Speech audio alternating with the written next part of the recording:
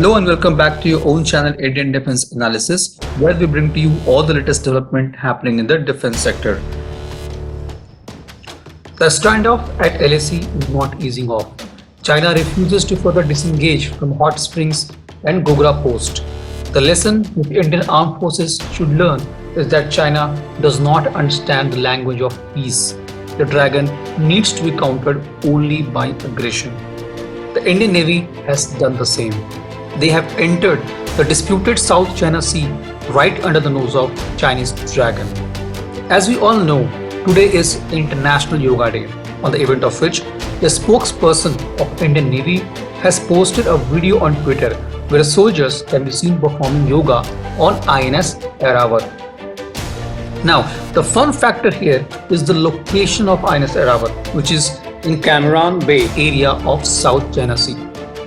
The Navy said that this warship has been deployed in the Cameron Bay area. The Indian warship has reached in South China Sea at a time when China's dispute with its neighboring country has increased significantly. At the same time, the infiltration of Chinese ships is continuously increasing in the Indian Ocean region. India has shown China that if it can infiltrate its area of influence in the Indian Ocean, then Indian warship can also reach at any time to measure the depth of South China Sea. Earlier, India has deployed one of its warships in South China Sea after the Galwan violence. This warship has been deployed in the area where the Navy of People's Liberation Army of China had objected to the presence of any other forces. The immediate deployment of Indian Navy warship in the South China Sea had left Chinese Navy restless.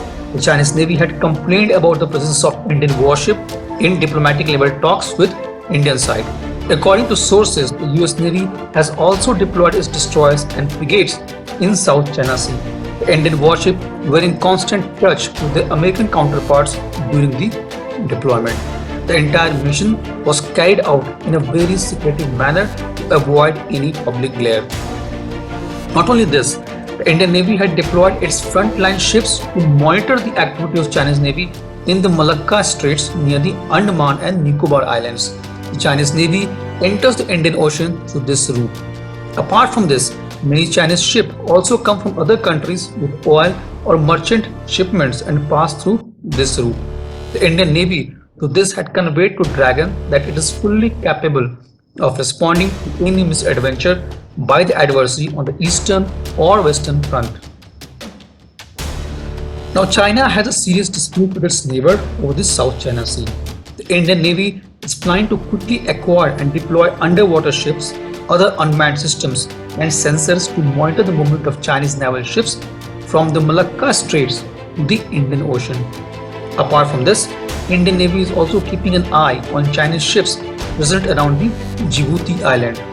The Navy has deployed its assets in the vicinity for the national interest. In fact, for China, the South China Sea is its aching vein. China claims that the most of the South China Sea falls under its territory. For this reason, it is having serious disputes with the countries like Vietnam, Malaysia, Indonesia, and the Philippines. In view of this tension, the US Navy continues to patrol this area so that, if needed, the Dragon's misadventure can be responded with immediate rigor. Now let's try to understand why South China Sea is so special. In fact, this area that China is eyeing in South China Sea is a storehouse of minerals and energy resources. China's conflict with other countries also happen around these areas, which are filled with oil, sometimes gas, and sometimes fishes. China claims its territory on the basis of a U-shaped 9-dashed line. It also includes the exclusive economic zone of Vietnam, the Paracel Islands, the Spratly Islands, Brunei, Malaysia, Indonesia, Philippines, and the exclusive economic zone of Taiwan. In a case filed by the Philippines in Hague-based tribunal, said in 2006 that China had no historical rights over the area and that the line was abolished after the 1982 UN Convention on the Law of the Sea. This was today's update. Please let us know what is your views about these in comment section. Feel free to post your comments and suggestions about any topic related to defense sector on which you want to hear from us. With this, I would like to say goodbye and Jai Hind, friends. Please like and subscribe our video if you have not done already. We'll be soon back with more interesting and amazing development happening in defense sector.